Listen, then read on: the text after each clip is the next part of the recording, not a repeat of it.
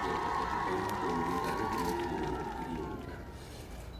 아마도 2021년 내년에 가면 우리나라는 OECD 평균 GDP 대비율이 8.8%를 넘어설 것으로 예상이 되고 있습니다. 2003년부터 19년까지만 따져도 우리나라의 GDP 대비율은 3.8%가 증가해서 OECD 평균인 같은 기간의 증가율 0.7%에 비해서 5배 이상 높은 비율을 차지하고 있습니다. 그런데 이게 조금 복잡한 문제인 것은 그 건강보험법상에서는 보험료의 상한 비율을 8%로 정하고 있는데 인구, 인구 수성 연령 구조 등을 고려해서 여러 가지를 고려했을 때 그 우리나라의 그 병상 수가 OECD 수준으로 떨어지면 전체 입원 의료 이용량이 3분의 1로 줄어들게 됩니다. 다양한 요인이고 그것과 같은 결과를 보이는 결과라는 말씀을 드리고 싶습니다. 앞에 드렸던 말씀과의 연장선상에서 이제 보여드리는 그림입니다. 왼쪽에 보시는 그림은 인구 1000명당 병상수와 진료권별, 중진료권별 입원 건수를 보여드리는 그림이고 둘 사이에 이렇게 강한 비례 관계를 보이고 있는데 이것은 병상 공급이 많으면 입원 환자 수가 많아진다는 단서를 보여주고 있습니다. 지리적으로는 요 55개 진료권, 저희가 연구를 할 때 쓴 55개 진료권을 기준으로 하면 병상 수가 많은 곳들을 볼 수 있고요. 병상 수가 적은 곳들을 보실 수 있습니다. 그래서 평균은 우리나라 전체 평균은 인구 1000명당 6.2병상인데 최소가 6.5, 최대가 9.9, 그래서 2.5배의 차이를 보이고 있고 OECD 평균이 3.3병상에 비해서 약 2배 정도 많은 병상을 보이고 있습니다. 여기서 이런 생각을 하실 수는 있습니다. 그러니까 아픈 사람이 많아서 병상이 많은 거지 병상이 많아서 입원 환자가 많아진다는 게 말이 되냐 이런 생각을 하실 수 있는데 이 그림에서 보시면 예를 들면 속초, 순천, 의정부 같은 지역과 예를 들면 전남에 있는 전남국에 있는 대구의 지역이 뭐가 달라서 특별히 저렇게 전남국이 강원도에 비해서 환자가 많을 수 있을까라는 생각을 상식적으로 해보실 수 있고 그렇다면 이것은 수요에 의해서 입원 의료용이 결정되는 게 아니라 공급에 의해서 입원 의료용이 결정된다고 판단하는 게 훨씬 더 합리적일 것이라는 것입니다. 병상이 많으면 그 다음에 환자가 많이 입원하면 그것 때문에 사람들이 의료 혜택을 낭비일지는 몰라도 혜택을 더 많이 받는 게 아니냐라는 생각을 하실 수 있습니다. 똑같이 55개 중진료권과 그 중진료권별로 그 지역 내에서 입원 치료를 받은 환자의 중증도 보정 사망률을 보여드리는 그림입니다. 그래서 경기도 이천이 사망률이 가장 높고 강원도 강릉이 가장 사망률이 낮습니다. 강릉권인데 중진료권인데 그 공교롭게도 이천도 인구가 30만, 이천 진료권도 강릉 진료권도 인구가 30만이 비슷한 인구 규모의 지역인데 한 곳은 평균에 비해서 사망률이 가장 우리나라에서 낮은 지역이고 한 곳은 사망률이 가장 높아서 2배가량 사망률의 차이가 나타나는 지역입니다. 그런데 이 사망률의 막대 그래프가 빨간색이나 파란색으로 표시된 지역은 그 지역의 적정 규모의 종합병원, 저희는 이제 300병상 이상 종합병원을 기준으로 한 이 정도의 큰 규모의 종합병원이 없는 지역입니다. 그러니까 병상이 아무리 많아도 큰 병원이 없으면 사망률이 높다는 것이죠. 그러니까 공급 구조가 나쁘면 의료비는 낭비되는데 사람들을 더 많이 살리지는 못한다는 뜻이 되겠습니다.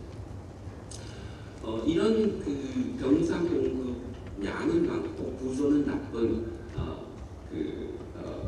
이 공급 체계를 갖게 된 근본적인 이유 중에 하나는 우리나라의 의료전달 체계가 붕괴되어 있기 때문입니다. 그러니까 의료전달 체계가 붕괴되면 대형병원으로 환자가 쏠리고 환자를 뺏긴 아래급 병원들은 큰 병원과 경쟁을 하기 위해서 병상을 늘리기도 하고 또 그 과잉 진료를 해서 빈 병상을 채우기도 하는 것입니다.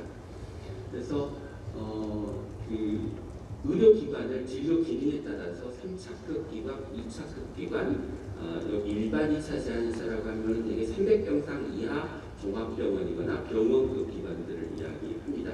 뒤에는 저희가 그것을 지역병원이라고 하는 형태로 모아서 분류하고 있고요. 전문 단과는 정형외과, 안과, 이비인후과처럼 특정 과목의 진료를 하는 기관입니다.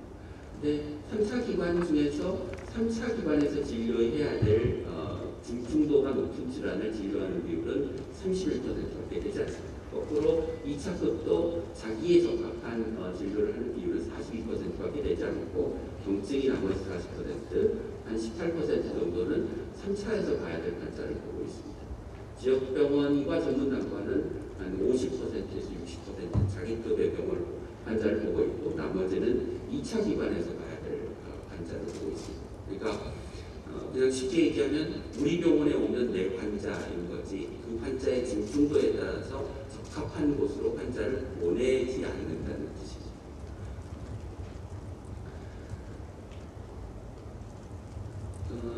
저렇게 이제 대형병원 환자 쏠림으로 인해서 한편으로는 병상이 늘어나고 한편으로는 부적절한 진료가 일어나는 게 이게 그 대형병원 환자 쏠림이 심해지니까 3차급 기관은 2013년에서 17년에 걸쳐서 1.46배쯤이 늘어났고요. 2차급 기관은 0.81배로 줄어들었고 지역병원은 한 8%쯤 늘어났습니다. 그래서 지속적으로 경증 환자가 대형병원으로 쏠리면서 생기는 비율과 2차 병원이 약가서 생기는 의료의 양극화와 왜냐하면 지역의 2차 병원들이 몰락하고 있기 때문에 그다음에 지역병원이 지속적으로 증가하면서 계속되는 공급과 인구에 대해서 낭비적인 의료용의 증가가 지속되고 있는 게 현재 우리나라의 상황이라고 할 수 있습니다. 그래서 이런 상황을 이제 배경으로 그러면 우리가 보다 바람직한 지역의료 체계를 만들어야 되는데 공급 체계를 만들어야 되는데 어떻게 만들 것이냐에 관한 이제 방향성에 관한 얘기를 말씀드리도록 하겠습니다. 흔히 우리가 이제 그 지역에서 발생하는 의료의 수요는 그 지역의 인구수나 성 연령과 같은 특성에 의해서 결정된다고 생각을 하고 있는데 실은 이게 공급에 의해서 결정된다고 하는 사실을 우리가 다시 확인할 수 있었고 이 공급 구조를 적정하게 만들어야 사람들이 그 지역에서 필요한 필수적인 의료 서비스를 다 이용할 수 있고 3차급 환자는 3차 진료기관에 2차급 환자는 2차 거점 병원에 가서 진료를 받고 그래야 그 지역에서의 사망률이 낮아지는 구조를 만들 수 있고 이런 바람직한 공급 구조를 만들기 위해서 어떤 의료 정책을 해야 되는지에 관한 구상을 저희가 만들어 나가려고 하고 있습니다. 그래서 목표는 모든 국민들이 어디 살든지 필수 의료 서비스에 대한 평등한 접근성을 보장할 수 있도록 하는 게 목표이고 이런 목표를 달성하는 정책, 시스템을 설계하기 위해서 첫 번째는 저희가 우리나라를 대진료권, 중진료권, 소진료권으로 구분하고 의료기관을 현재 하고 있는 진료 기능에 따라서 유형 분류를 하고 그다음에 각각의 유형별로 어떤 질환, 어떤 수술과 시술을 해야 되는지를 정의하고 이것을 바탕으로 해서 전체 진료 체계를 설계하는 게 목표가 되겠습니다. 그래서 진료권을 이렇게 정의하고 의료기관의 기능을 재원 일수, 얼마나 다양한 질환을 보는지, 얼마나 중증의 질환을 보는지, 어느 한 분야의 질환을 과도하게 보는지 않았는지 그러면 전문의 단과로 분류하고요. 수술 비율을 고려해서 우리가 급성기 병원인지 악업성기 병원인지를 구분하고 있습니다. 이런 방식으로 의료기관의 유형을 구분하면 제가 앞에 이제 3차 병원 이렇게 말씀드렸는데 이게 현재 상급종합병원보다 훨씬 더 많은 숫자입니다. 상급종합병원 현재 42개인데 저희 분류에 의하면 3차급 병원은 한 70개 정도가 됩니다. 그리고 각각의 유형별로 어떤 중증도의 환자를 봐야 되는지를 DRG라고 하는 진단균을 이용해서 중증도 점수를 매기고 그 점수에 얼마 이하는 지역병원에서 얼마 이상은 3차에서 그 사이는 2차에서 진료한다고 하는 것을 이제 정의를 했습니다. 그래서 예를 들어서 이제 그런 방식으로 정리하게 되면 예를 들면 경피적 뇌혈관 수술은 3차에서 봐야 되는 질환인데 이게 난이도는 높다고 하지만 이 골든타임 내 시술을 보장하기 위해서 이거는 2차급 뇌혈관 센터에서 보는 게 좋겠다. 이런 식으로 저희가 각 전문 학회에 전문을 받아서 그 의료기관 유형별로 진료해야 할 질환과 수술과 시술을 정의를 했습니다. 저는 이제 진료권, 그다음에 의료기관의 유형 분류, 그다음에 의료기관별 진료 기능이라고 하는 세 가지 그 도구 틀을 가지고 이제 뒤에 대진료권 공급 체계와 중진료권 공급 체계에서 말씀드리도록 하겠습니다. 보시는 그림은 인구 1000명당 3,400원의 병상수와 원내에서의 그 3차 적합 질환의 중증도 보정 사망비를 보여드리는 것입니다.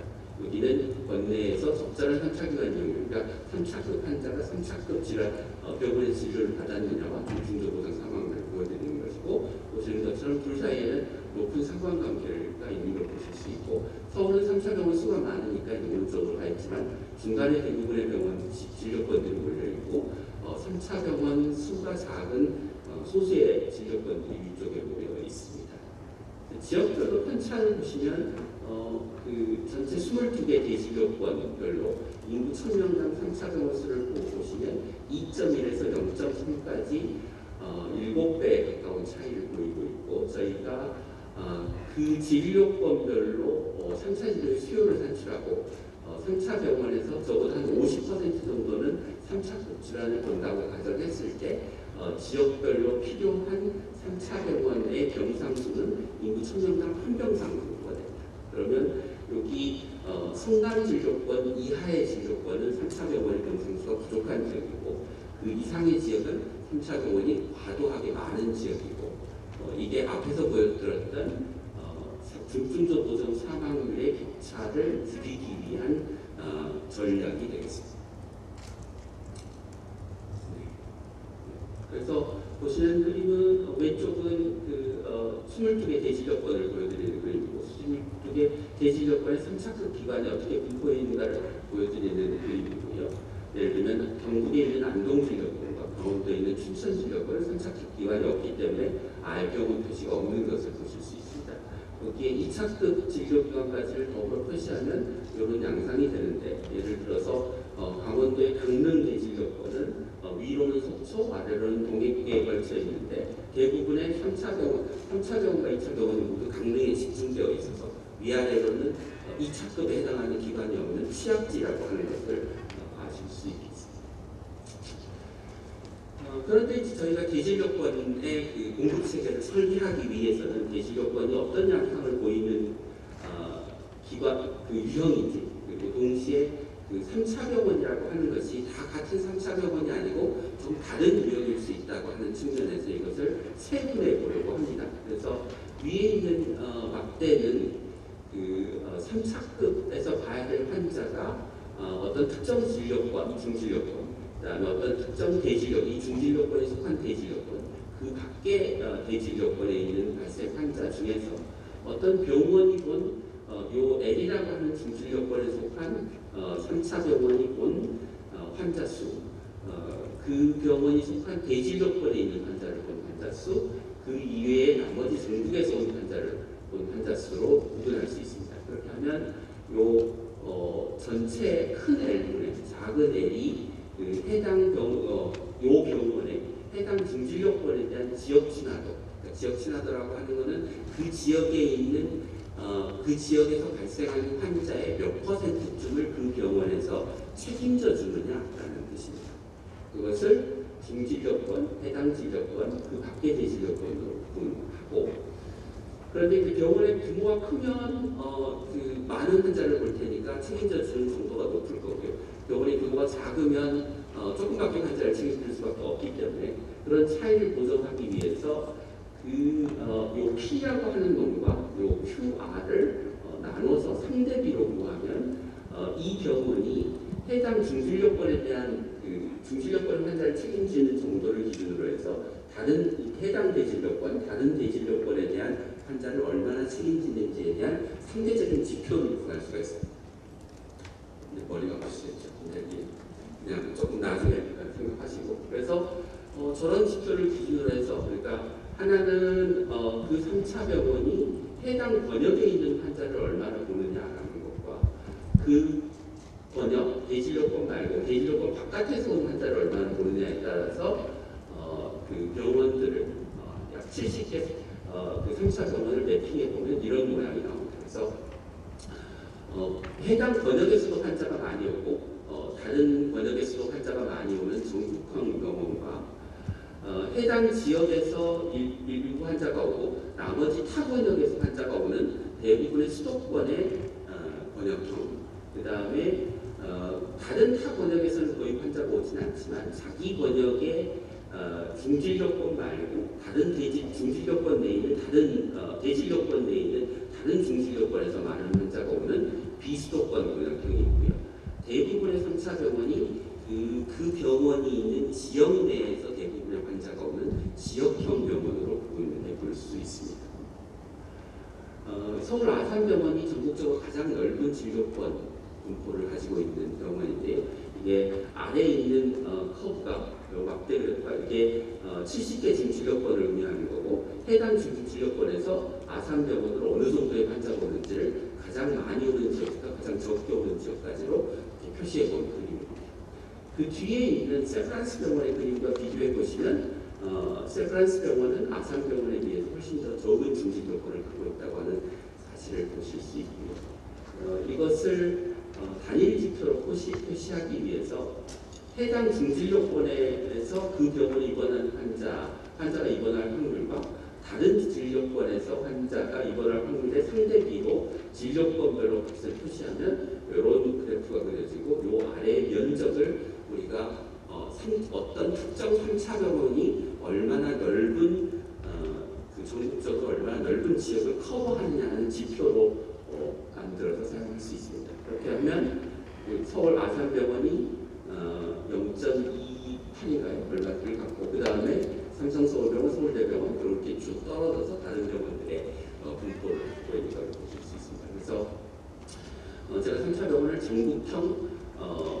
수도권 광역형, 비수도권 광역형, 지역형 이렇게 나눌 수 있다고 말씀을 드렸는데 그 대표적인 예로 전국형의 3개 병원, 그다음에 수도권 광역형이 갖는에 해당하는 병원들이 갖는 전국적인 진료권의 분포, 그다음에 비수도권인의 광역형인 고신대, 전남대, 충남대가 갖는 진료권의 분포, 그다음에 지역형에 해당하는 비수도권 지역형에 해당하는 원광대, 한양대, 동국대, 경주병원이 갖는 진료권의 분포를 보실 수 있습니다.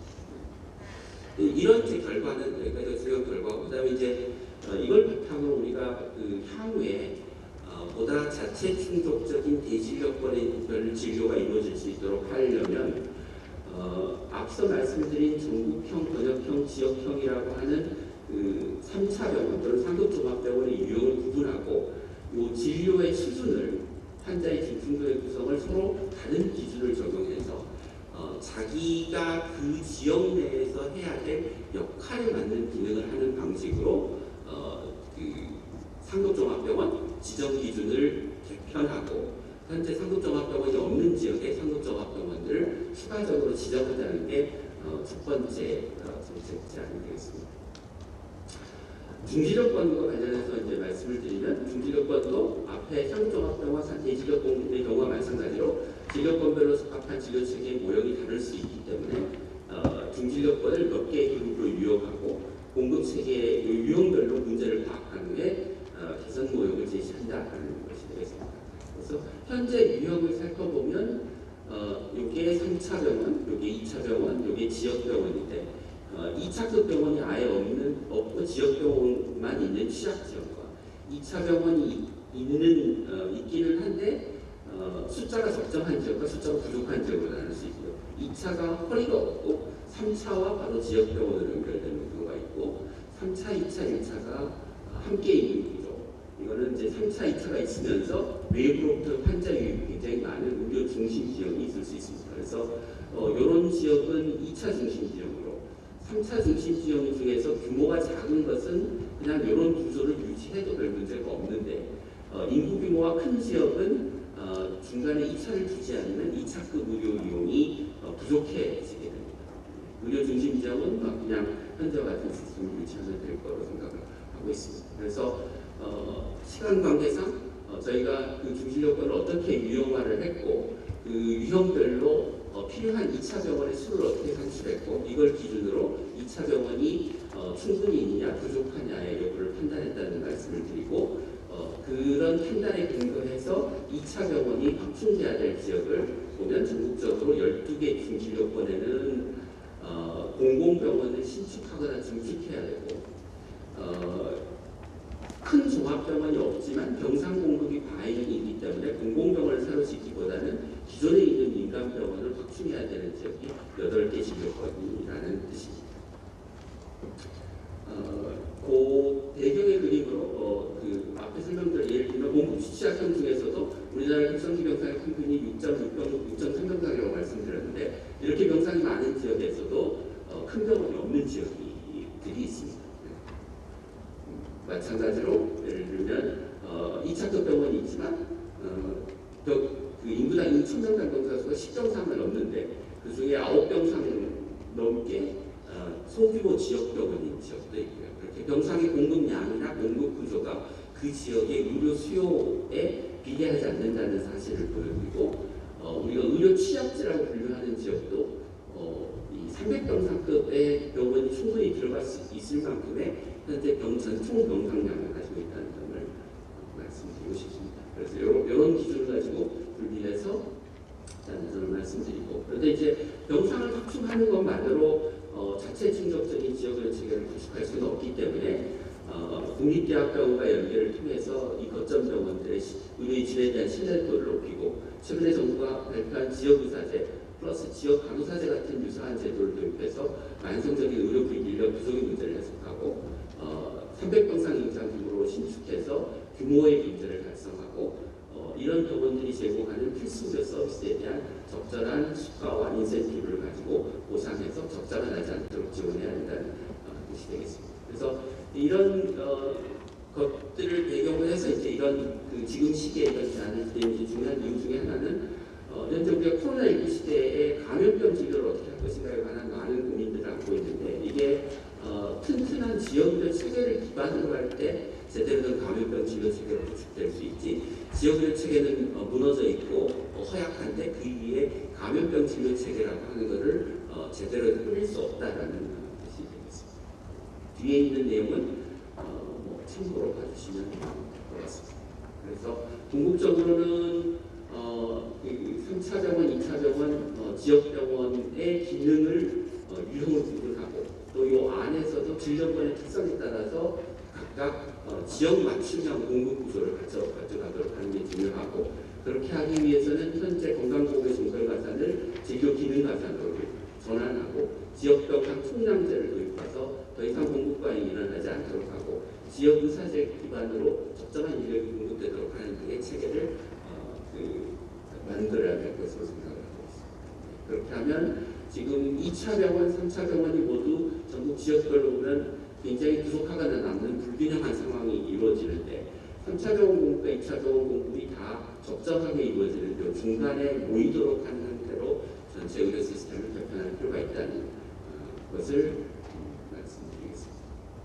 두 번째는 1차 의료 파트입니다. 네. 예.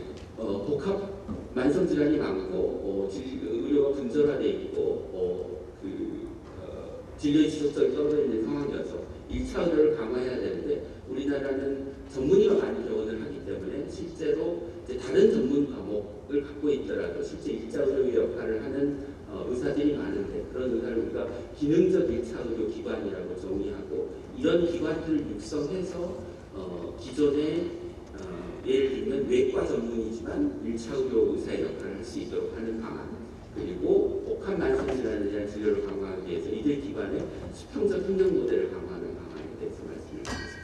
현재는 보건복지부가 100대 경증 질환을 1차 의료에서 봐야 될 질환이라고 정의를 하고 있는데 저희가 실제로 1차 의료국 기관에서 보고 있는 질환과 발생 빈도를 고려했을 때는 여기에 한 42개 정도를 더 추가해야 1차 의료에 적합한 질환으로 정의할 수 있을 것 같습니다. 그래서 1차 의료 적합 질환 142개에 대해서 현재 어떤 기관들이 얼마나 보고 있는가를 보면 의원이 85%, 의원에서 85%, 의원 전체 진료에서 병원에서 67%, 종합병원, 상급종합병원에서도 20%를 보고 있어서 이쪽 부분에서 특히 종합병원과 상급종합병원에서 보는 1차 의료 적합 질환의 진료분을 1차 의료 쪽으로 넘기기 위한 조치들이 필요할 거로 생각을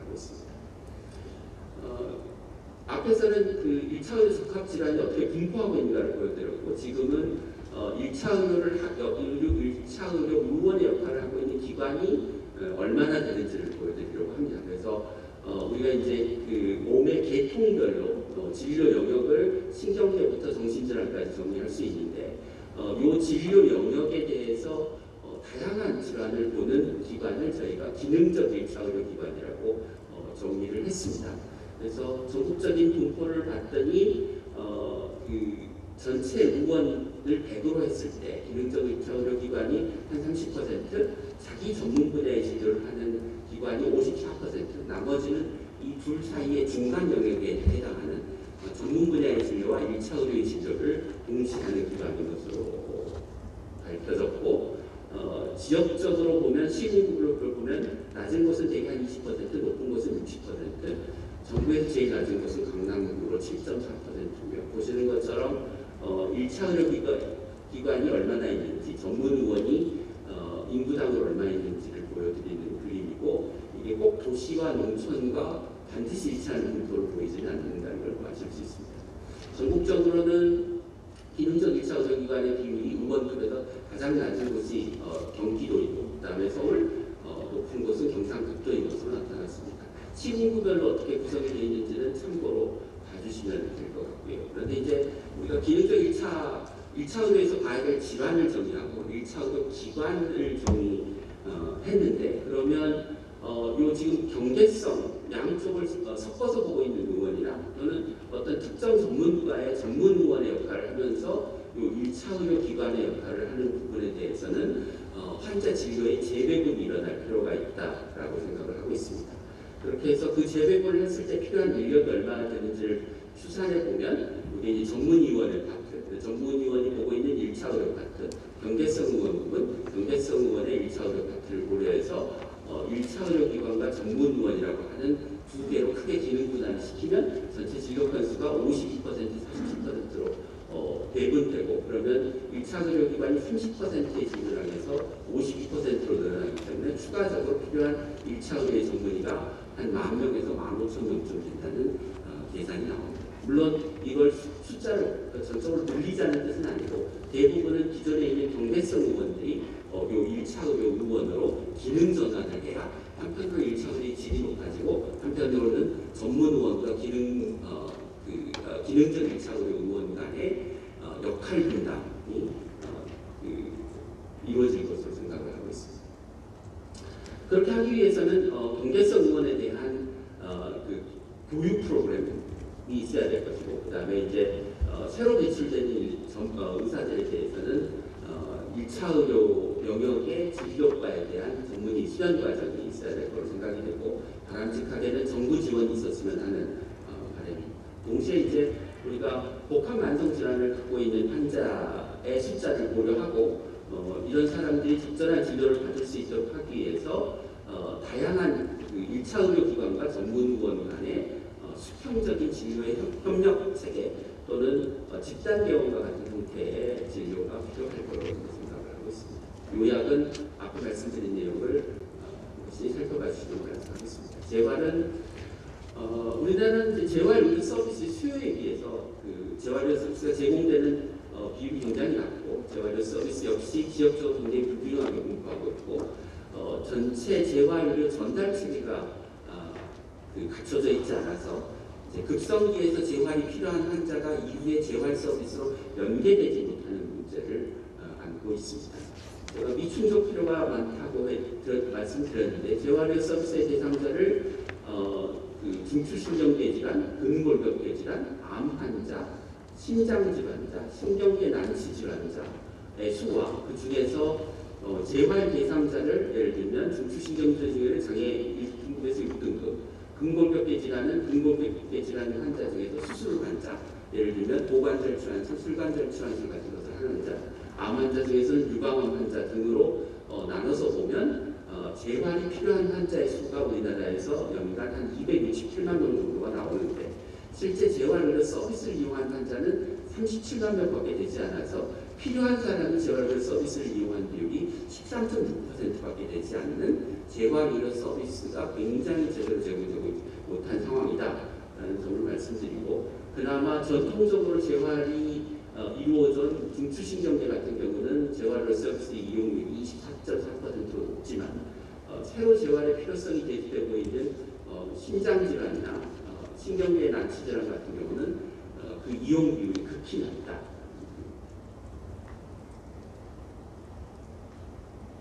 네. 그런데 그러면 이렇게 낮은 재활의료 서비스 이용률 문제를 해결하기 위해서 어떻게 해야 되느냐라고 하는 것을 재활의료 서비스의 전체 공급 체계 모형을 그려놓고 단계별로 살펴보면 먼저 환자가 뇌 중풍이 생기거나 교통사고가 등을 당하거나 해서 입원해서 치료를 받는 급성기 기관, 그다음에 그 단계 이제 재활을 전문으로 하는 기관에서 받는 경우, 그런데 그 재활의 영역에서도 이제 그 재활의 강도가 낮은 장기 요양 영역에서의 재활, 그다음에 퇴원 이후에 지역사 영역에서의 재활로 나눠볼 수가 있는데 급성기 재활의 문제점은 급성기에서 재활이 거의 이루어지지 않고 있다는 점과 재활이 필요한 급성기 입원 환자를 재활의료기관으로 연계되지 시키지 못하고 있다는 문제. 그다음에 그렇기 때문에 결국은 재활을 전문으로 한 기관이 숫자도 많지 않고 재활 서비스도 별로 활성화되어 있지 않고 정부가 현재 시범 사업을 하는 정도이고 지역에서는 재활이 필요한 환자는 재활 플러스 다양한 만성질환에 대한 관리가 동시에 필요한 경우가 있는데 이것을 책임지고 돌봐주는 사람이 없는 구조다라는 것입니다. 이제 최근 복지부가 하고 있는 커뮤니티 케어 또는 복지부가 하고 있는 지역 장애인 돌봄 센터 같은 형태가 보편적으로 자리 잡을 필요가 있다고 생각을 합니다. 2017년까지 10년간 대진요건별로 운동재활 청구량과 일상생활 훈련 청구량을 인구당으로 표준화해서 살펴보면 검정색이 광역시, 오렌지색이 도인데요. 2007년에는 비교적 변이가 적고 도시나 광역시나 도보다 별 차이가 없었던 것이 2017년에 오면 변이가 굉장히 커지고 대부분의 그 제공량이 많은 지역은 광역시이고 도단위는 제공량이 적어지는 것을 보실 수 있습니다. 그래서 이것도 역시 양극화가 발생하고 있다는 점을 알 수 있고요.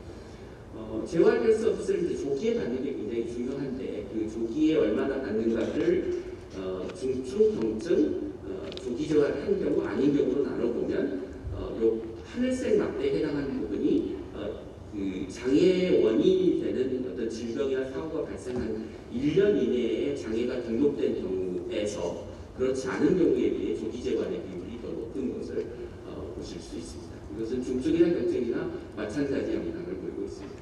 그래서 그 재활의료 전달 체계를 먼저 좀 구체적으로 설계할 필요가 있겠다. 그리고 그 전달 체계에서 입원 외에 방문 재활을 하는 기관의 역할을 구체적으로 정의하고 급성기에는 재활을 누가 받아야 되는지에 대해서 도구를 만들고 인력들을 교육시키고 회복기에 실제로 급성기로부터 의뢰받아서 재활을 해야 될 재활병원을 확대하고 그다음에 이제 유지기에는 지역사회 내에서의 재활이 잘 이루어질 수 있도록 하기 위해서 소위 커뮤니티 케어 센터 또는 지역 돌봄센터 또는 지역 장애인 센터와 같은 지역사회에서 재활과 만성질환의 관리를 동시에 책임질 기관 그리고 이 사람들이 가진 필요에 따라서 다른 그 주체들 예를 들면 장애인 시와 등으로 연계를 해주는 시스템이 필요하다는 것입니다. 끝으로 만성기 의료입니다. 우리나라는 장기요양보험이 있고 국가와 지방자치단체가 노인 돌봄 사업처럼 예산을 기반으로 해서 하고 있는 사업들이 있지만 실제 이런 사례들에서 보시는 것처럼 국민들 또는 노인들, 장애인들은 제대로 된 돌봄 서비스를 못 받고 있고 그 결과는 대부분 집에서 살 수 있는데도 불구하고 요양병원이나 요양시설에 갈 수밖에 없는 게 현재의 상황입니다.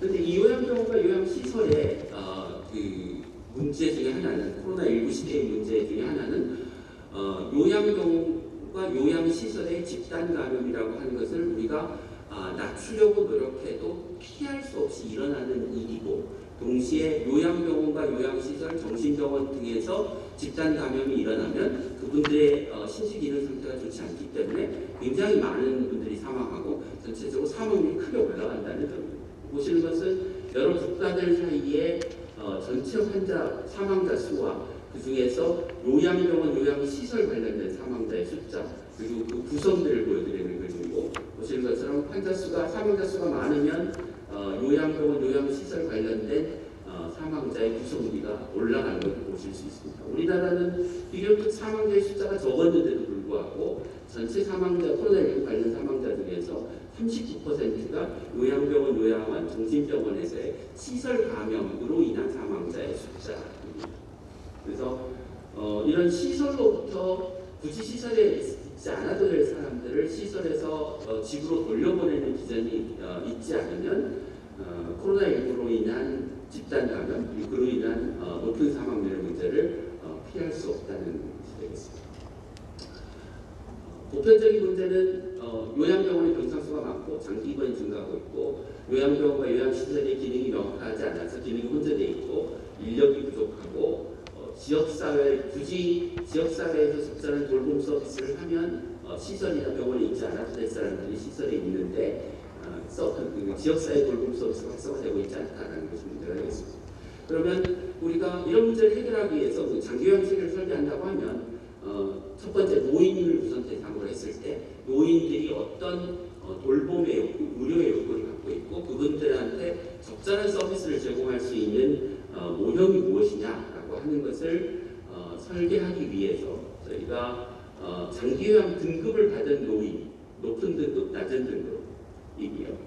1등급에서 2등급을 높은 등급, 3등급 이하 또는 아예 등급을 못 받은 사람까지를 낮은 등급으로 했고 그 다음에 요양병원 입원 경험을 중심으로 해서 소위 만성기 의료 욕구가 높은 군, 낮은 군, 높은 군은 의료 최고도, 고도, 중도, 강도, 낮은 군은 신체 기능 저하군, 문제 기록은 임시장애군, 미이용자입니다. 이 둘을 다 이용하지 않은 군은 장기요양의 필요성이 없다고 판단을 했고 이 두 가지를 기준으로 해서 의료 서비스에 대한 욕구도 높고 요양 서비스에 대한 욕구도 높은 군, 의료 서비스에 대한 욕구도 낮고 요양 서비스에 대한 욕구도 낮은 군 이렇게 4개의 군으로 분류를 했습니다. 실제로 분류를 해보면 여기 장기요양 서비스와 관련된 아무 등급이나 자격도 없고 요양병원을 이용한 경력도 없는 대부분의 노인, 약 89%의 노인을 뺀 10.8% 정도의 노인이 장기요양 서비스, 돌봄 서비스가 필요한 것으로 판단이 됐고 그 중에서 전체 노인 중 한 0.3%는 의료와 요양 욕구가 높은 분 3만 명, 그 다음에 의료에 대한 욕구는 낮지만 요양에 대한 욕구가 높은 분 1.1% 8만 5천 명, 의료에 대한 욕구가 높지만 요양에 대한 욕구가 높은 1.8% 약 13만 명, 그 다음에 두 개가 모두 욕구가 낮은 분 54만 명, 7.4%로 나눌 수 있습니다. 그러면 이 군은 지역사회에서 입원해서 관리를 할 수 있는, 집에서 살 수 있는 군인 반면에 여기 있는 군은 단기적으로 의료 서비스의 문제를 해결하면 집에 돌아갈 수 있는 분들이고 이분들은 요양 서비스에 대한 욕구가 있기 때문에 시설이 지속적으로 있어야 되는데 이것은 현재 요양시설처럼 특별히 의료 서비스가 많지 않은 시설에도 살 수 있는 분들, 이것은 의료 서비스가 보다 강화된 시설이 있어야 되는 분들로 4개의 유형으로 구분할 수 있습니다. 그런데 이분들이 현재 어떤 서비스를 받고 있고 어떻게 의료 이용을 하고 있는가를 살펴보면 먼저 고의료 저요양 부분은 의학적인 문제를 빨리 해결하고 집으로 돌아가야 되기 때문에 장기 입원을 하면 안 되는 분인데 장기 입원 180 이상 장기 입원을 하는 환자의 비율이 51%였고요. 고의료 고요양은 의료 서비스에 대한 욕구가 높기 때문에 요양병원에 입원해야 되지 시설에 입원하면 안 되는 분인데 시설에 입원한 경우가 약 4분의 1쯤 되고요. 저의료 고요양군은 의료 서비스에 대한 욕구가 높지 않기 때문에 시설에 가야 되는데 병원에 가 있는 경우가 한 10%쯤 되고요. 의료 서비스와 요양 서비스에 대한 욕구가 낮은 부분은 적절한 서비스가 있으면 집에서 살 수 있는데 불구하고 시설에 입원한 경우가 한 57%쯤 됐습니다. 그래서 이 4개 군이 적절한 서비스를 받는다고 했을 때 필요한 요양병원과 요양시설의 수요를 계산하고 현재 요양병원 병원의 병상수와 요양시설의 병상수와 비교해 봤더니 요양병원은 약 15만 병상이 공급과인, 요양시설은 약 7만 병상이 공급과인, 그래서 전체적으로는 22만 명 정도가 공급과이고 전체 공급량 대비 2배, 그만큼이 지금 공급과인 상태로 판단을 했습니다. 물론 이것은 전제는 적절한 지역 서비스가 있어서 지금 시설에 있는 분들이 집으로 돌아가서 살 수 있게 하는 환경을 마련해 준다는 전제하에 드리는 말씀이 되겠습니다. 그래서 이런 현황에 대한 평가를 근거로 해서 노인과 가족 중심 대상자의 욕구 기반 포괄적이고 연속적인 서비스를 제공하기 위한 모형을 저희가 그러면 또 아까 보셨던 의료 욕구가 높고 낮고 요양 욕구가 높고 낮은 4개의 분에 대해서 저의료 요양 욕구는 현재 있는 요양 시설인데 요양의 서비스를 조금 더 질을 높이는 것. 그다음에 여기는 요양도 중요하지만 의료 서비스도 중요하기 때문에 의료 서비스의 그 강도와 질을 높이는 기관. 그다음에 여기는 복귀형 요양기관이라고 해서 의료 문제를 빨리 해결한 다음에 집으로 돌려보내야 되는. 그래서 저희가 적어도 짧으면 3개월, 길면 6개월 이내로 입원 기간을 제한하고 복귀에 필요한 여러 가지 재활 서비스를 제공하는 기관. 그다음에 여기는 저희 커뮤니티 케어, 지역 돌봄을 통해서 입원을 하지 않도록 아는 군으로 분류를 해서 이제 체계를 짜자는 것입니다. 그래서 그 시군구 단위로 지역 돌봄센터라고 하는 곳을 두고 여기서 대상자의 긴급 판정, 돌봄 계획의 수립, 사례 관리 등의 역할을 담당하는 일종의 돌봄에 있어서의 주치 역할을 담당하도록 하는 간호사, 사회복지사를 공무원으로 채용해서 여기에 배치하자는 것이 되겠습니다. 그리고 이것을 운영하기 위한 재원으로 기존의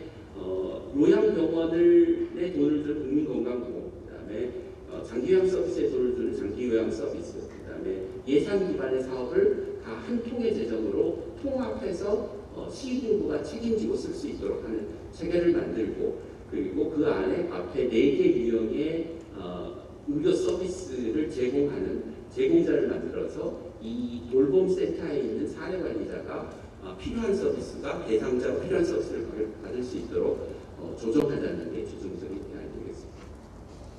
마지막입니다. 예. 그래서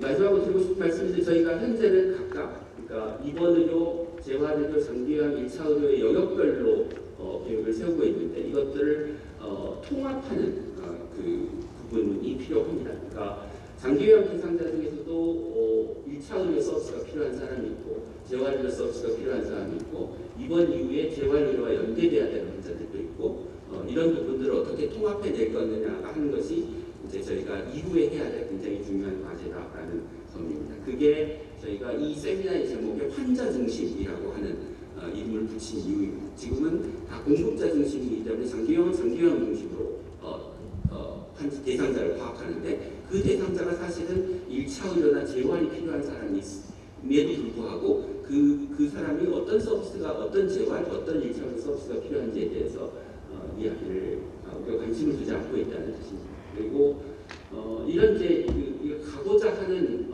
시스템의 모형으로 가기 위해서 필요한 자원의 공급 계획, 지불 제도, 그다음에 의료 인력의 재교육을 포함한 학습 조직을 만드는 것, 전달 체계를 구축하는 것, 정보 체계를 구축하는 것까지를 포함해서 이제 아마 저희가 연말쯤에 최종적으로 저런 모형으로 가기 위해서는 이런 정책들이 필요합니다라고 하는 이야기를 다시 드릴 수 있지 않을까 싶습니다. 네, 이상입니다. 감사합니다.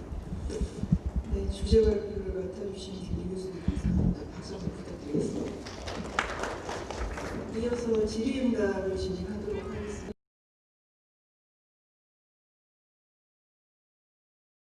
할 수 없어서 질의를 하신다면 그 마이크를 꺼주시기 부탁드립니다. 밝혀주시기 질의 부탁드리겠습니다. 네, 저 메디컬 타임즈의 이정기자인데요. 저는 그 병상 얘기하셔가지고, 병상수 얘기하셔가지고 그게 좀 궁금한데요.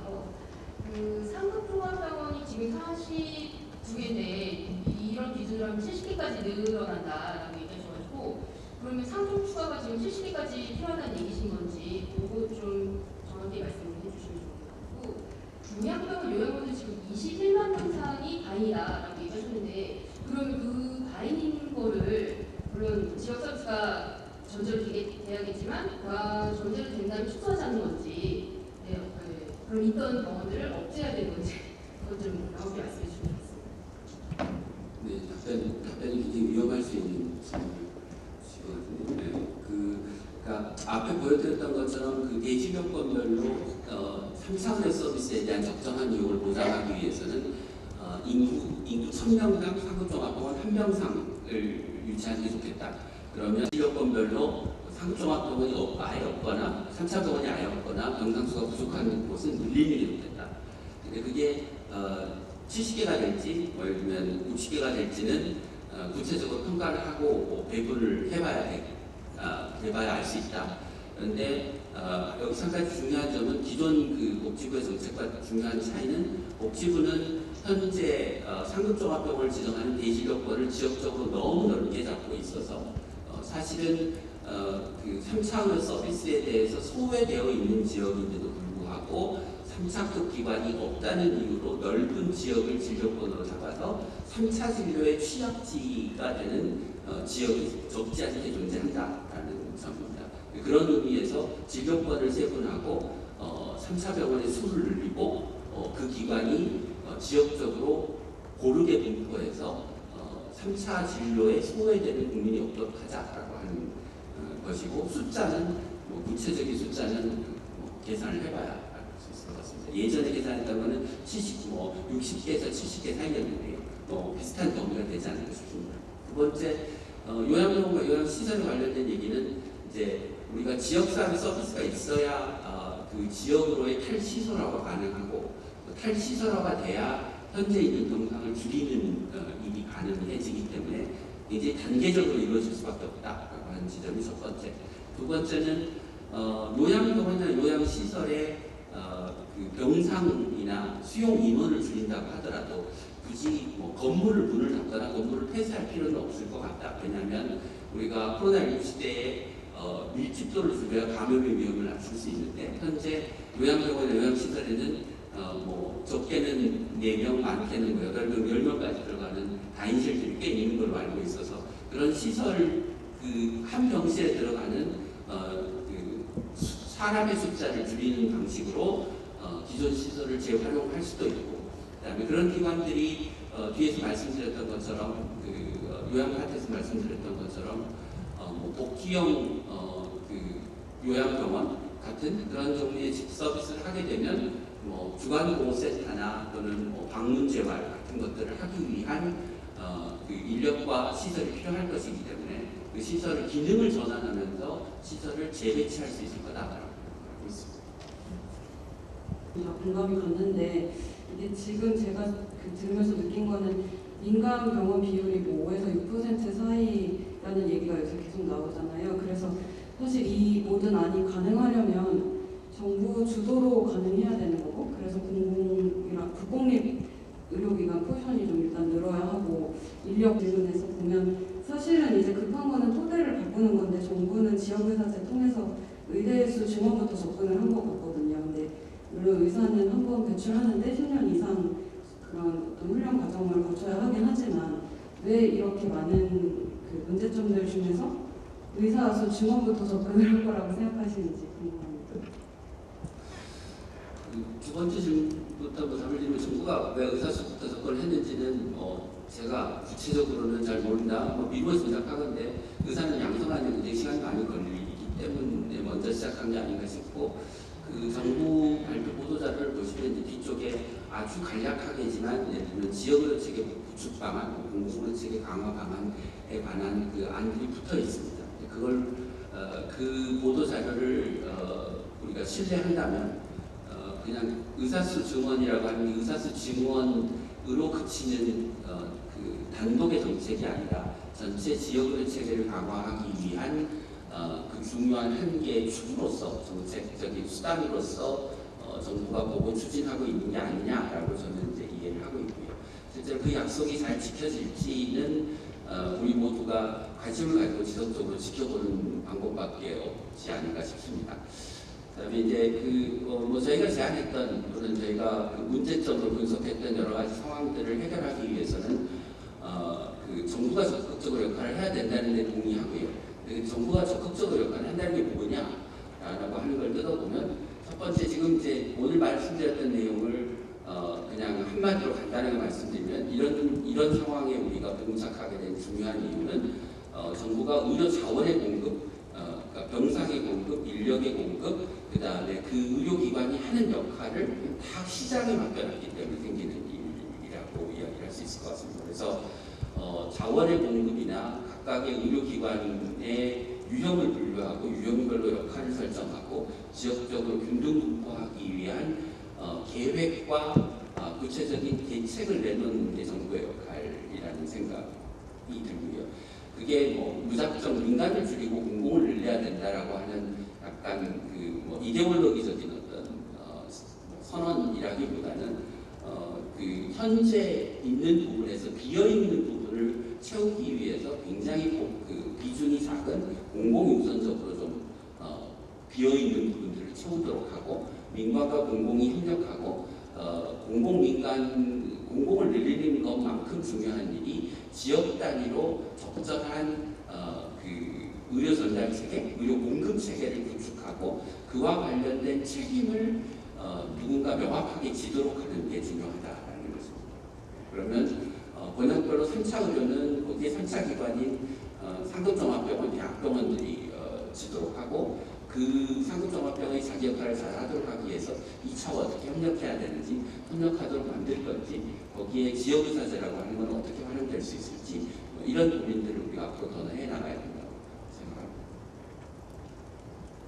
생각합니다. 이제 저희가 이전에 그 상급종합병원 기정기술 개선 연구를 2018년에 했었는데요. 그때 분석한 결과를 보면 상급종합병원에 대한 적정한 접근성을 보장하기 위해서는 2시간 이내에 상급종합병원에 갈 수 있어야 된다라는 분석이 나왔고 그 2시간을 기준으로 해서 진료권을 만들면 적으면 20개, 많으면 한 22개 정도, 적으면 19개, 많으면 한 22개 정도의 진료권이 나오는데 현재 정부가 가지고 있는 그 대진료권 숫자가 10개인가요? 10개라서 그보다 숫자가 훨씬 늘어야 된다라는 거고요. 그렇게 이제 진료권의 숫자를 늘리면 예를 들어 그 앞에 보여드렸던 원광대 병원이 있는 익산 지역의 진료권은 원광대 병원이 3차 병원의 역할을 하지만 그 익산 진료권 바깥에 있는 바깥에서 환자는 거의 오지 않습니다. 그러면 그 익산 원광대 병원이 사실은 2차 병원 플러스 3차 병원의 역할을 동시에 수행해야 되는 거죠. 한다고 설정하는 게 맞는 거죠. 그런데 그 원광대 병원이 3차가 될 수 있느냐 없느냐를 판단하는 기준을 예를 들면 서울대병원이나 아산병원이나 삼성병원과 똑같은 환자의 중증도 기준을 요구한다고 하는 것은 원광대 병원이 해당 지역에서 해야 될 적절한 역할을 고려할 때 바람직한 기준이 아니라는 거죠. 그러면 제가 이제 다시 3차 상급종합병원 3차 병원의 유형을 뭐 전국형, 뭐 수도권 광역형, 비수도권 광역형, 지역형으로 분류했을 때 원광대 병원은 지역형에 해당하고 그러면 전국형에 해당하는 병원들은 훨씬 더 높은 중증도의 환자를 보도록 요구하는 상급종합병원의 지정 기준으로 변경하고 지역형 기준 병원은 현재 2차 병원에서 봐야 되는 질환 중에서 중증도가 높은 환자까지를 보는 것으로 진료 기능을 설정해야 익산 진료권에 있는 주민들이 3차 서비스와 2차 서비스에 대한 적절한 접근성을 양질의 진료를 받도록 보장하는 보다 적절한 방식이라는 거죠. 그러니까 다시 말씀드리면 현재 상급종합병원의 지정 기준이 지역의 특성이나 의료기관의 특성을 고려하지 않은 획일적이고 기계적인 지정 기준이고 그게 국민들한테 의료 서비스의 접근성을 보장하는데 바람직한 방식이 아니다. 그러면은 뭐 상급종합병원이 추가 가능성이 약간 있긴 하지만 지역에 있는 기존의 상급종합병원이 아닌 병원들이 상급종합병원으로 지정될 가능성이 더 높고 그 지역에서 자기 병원이 하는 역할을 더 잘하는 쪽으로 기준을 변경해줘야 돼요.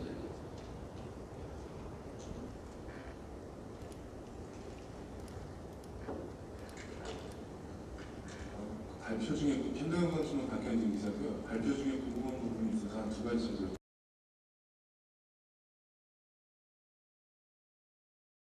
뭘 갖춰야 되고 그런 관점에서 좀 얘기를 해주셨으면 좋겠습니다. 이지수님 공강대병원 몇 건당이죠? 찾아봐 주세요. 네. 그 막간을 이용해서 말씀드리면 공강대병원의 예를 든 거는 뭐 공강대병원을 어떻게 바꿔야 된다는 뜻에서 말씀드리는 게 아니고 우리가 흔히 이제 3차 병원이라고 생각하면 대진료권에서 다 환자가 없는 병원들 많이 있는 걸로 생각을 하는데 원광대병원처럼 3차 병원의 역할을 하는데도 불구하고 그 지역 내에 그 익산진료권에서 거의 대부분의 환자가 오는 그런 유형의 현급 종합병원이 있다라는 점을 말씀드린 거고 그 병원이 적절한 역할을 하는 여부를 우리가 상급 종합병원 지정 기준을 통해서 이제 평가를 할 텐데 그렇다면 그 병원의 지정 기준은 서울대병원이나 삼성서울병원과 달라야 되고 그러면 그런 지역형 상급종합병원은 그 현재의 환자 중증도 구성비를 낮춰서 2차 진료의 기능을 하는 부분까지 인정해 줘야 된다는 뜻이 되겠습니다. 몇 병상이에요? 기준으로 몇 퍼센트 이상이죠? 갑자기 기억이 안 나요. 네, 하여튼 시간에 그럼 뭐 예를 들어서 그 상급종합병원에서 봐야 될 질환을 현재 복지부가 전문질병군이라고 정의하고 있고 그 전문질병군 환자가 입원 환자 중에서 차지해야 되는 비중을 예를 들어서 한 30% 이렇게 정의하고 그 30%를 얼마나 넘느냐에 따라서 점수를 주고 있습니다. 근데 원광대병원이 익산진료권 또는 전국에서 해야 되는 바람직한 역할이라고 하는 것은 3차 플러스 2차의 역할을 하는 게 바람직하기 때문에 그 예를 들어서 30%라고 하는 기준보다는 그보다는 훨씬 낮은 기준을 정하는 게 맞고 서울대병원, 아산병원, 삼성병원은 그 30%가 아니라 그게 그보다 훨씬 더 높은 기준을 적용하는 게 그 병원들이 현재 하고 있는 해당 진료권과 우리나라에서 하고 있는 역할을 볼 때 더 적절한 평가 방식이다라는 뜻입니다.